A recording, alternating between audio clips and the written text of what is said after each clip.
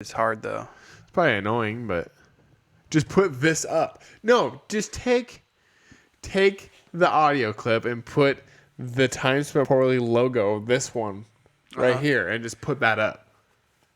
And just run the logo for the whole show? Yeah, people listen to... Okay. For the first one. Yeah. That'd be all right. Cool. That's what we did. That's what we did on purpose. That's what we did. When you're watching this, that's what we did, and that's why we did it, and that's why you don't see our faces. That's why you see the logo. So we did it on purpose. That's what we did. Okay, caller Bree, what are you calling in for? What are we calling in for? Well, she called to tell us our sound was off. Or did you just call in to tell us our sound was off? A little bit of that, a little bit to ask what you guys were talking about beforehand, and then also I wanted to share about this book that I'm reading. Oh. Okay, so two things. We're talking about Avengers Endgame and how we were going to go watch it. We also talked about Cobra Kai, and we talked about all the stuff that's out this weekend. Basically, Game of Thrones, all the playoff games. How there's so many things on right now. Choosing how to spend your time poorly is tough right now. Yeah, there's a lot Definitely. going on. Okay, so first off, before you say the book that you're reading, can you tell me the show that we were watching before I came over here? It's called Bonding. It just premiered on Netflix. And Oh, I'm is on it good? episode 5, and I won't watch anymore Yes. because I want to watch the rest of it with you. Perfect. Okay, so it's good. Tell me about it. It's good in a couple ways. First off, it's good because the episodes are about 16 minutes long, which is nice. They don't need to be any longer than that. They don't need to be any longer than that. The show's the main characters are adorable. It's not a show to watch with the kids. Well, that means I'm watching it with them. The show, though, I actually quite enjoyed it. I didn't think I would, but I quite enjoyed it. It gets even better, I can assure you. Okay, so what is the book that you are reading? I just got it in Amazon today, from Amazon. Okay. And as you know, I'm kind of a morbid person. I wouldn't use morbid to describe my fascination with death, but yeah. Okay. I got this book. It's a very short book called Attending to the Dying by Megory Anderson. And I haven't actually started reading it. It's one of the many books about death that I've bought. And I want you guys to pick a number between 3 and 105. That's about how long the book is. But I wanted you guys to pick a number so I could go and kind of like pick a synopsis and maybe read a little snippet of it for you guys. Okay, page 50. 50? 50. 50. 50. Okay. These are freezer ones. I'm going to put a couple more in the freezer. You guys picked stage 2 of actively dying. Oh, God. Okay, so what does it say about it? Oh.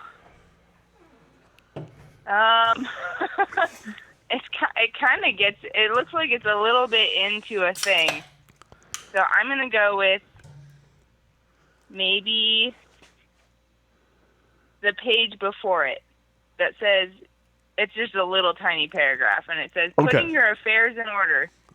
When people are dying, their natural response is to want to put their affairs in order. Some people focus on the practical details of life, wills, bequests, family affairs. Others focus on putting personal relationships in order, or on tending to their relationship with the divine.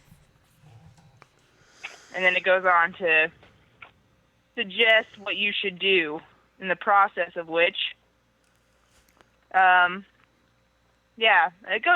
surprisingly, it gets into a lot of, like, ritualistic, religious things. And what is this book called?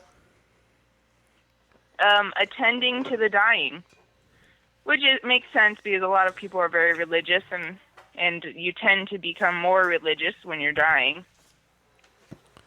That is interesting. Nobody wants to go into the abyss. not thinking that it's just Nothing. empty. Yeah. Yeah. Did you drunk buy this? I did not. I listened to a podcast that convinced me to buy several books about dying. What was the podcast? It's called Ologies, and there is an episode where she interviews a scientist, and she studies death and dying. Okay. Which is kind of what I want to do. Die? I don't know. I'm still up in the air on whether or not I actually want to go more into the gruesomeness of dying, or whether I want to help people who are grieving. Oh, so you mean career-wise? Career-wise, exactly. I know that I just figured out by listening to that podcast that so you know how there are midwives who welcome babies into the world? Yes. Apparently there's the same job, but for people who are like dying. So you can hire somebody to assist you in dying. Well, yeah, they're called guardian angels, and it's illegal. No, they're called death doulas. Neat. That is fucked up. No, I think it sounds really beautiful. They don't actually kill anybody, though, do they? Because that's illegal. No, they're usually people who know they're dying, and they want somebody to help them get their affairs in order, and to let them pass peacefully. Usually, it's more of a spiritual experience. That's so I don't super know if I'd grim. be helpful in that way. Yeah. Yeah, sorry, I didn't mean to bring you guys No, down. that's okay. You know what I think would be fun about, like, I wouldn't be around to enjoy it because I'd be dead. But I think, well, no, I know. No, I still know it'd be fun. I would like to, I've thought at times of, like, recording, like, several pieces of audio. Right. And then, like, hiding them. Okay. On flash drives. And like 13 Reasons Why? Like 13 Reasons Why? Yeah, but only see that show? Only cool and not lame ass Selena Gomez shit. No, but lead people on this wild goose chase that goes nowhere. Like talk about where the bodies are buried and shit like that. Yeah, cool. Yeah. And then have it not actually lead anywhere. Right. I thought about leaving. Send them shopping. I want to go get. I want to go get a huge like storage unit, like massive storage unit, and then to start storing like just hoarding garbage in it, and then like on my deathbed, in my will, like leave my storage unit to a family member. And then when they open it up, they realize they just got a storage unit that they have to like sort through. But in my will, and then most of the stuff is just—it's all bullshit. Yeah. But now suddenly, because you have it in a storage unit and you bequeath that to them, there's sentimentality to it. Right, so they're keeping some like somewhere dollar store toilet brush or something.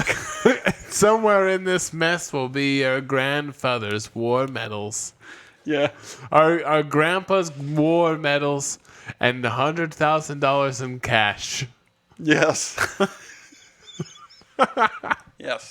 That is you got the same idea I have. I'm gonna leave them a mess. Just a joke. A And practical then joke. and then when they get to the back of the storage unit for moving all the stuff out of it, it'll just be one photo thumbtacked to the wall of me standing with the contract of purchasing said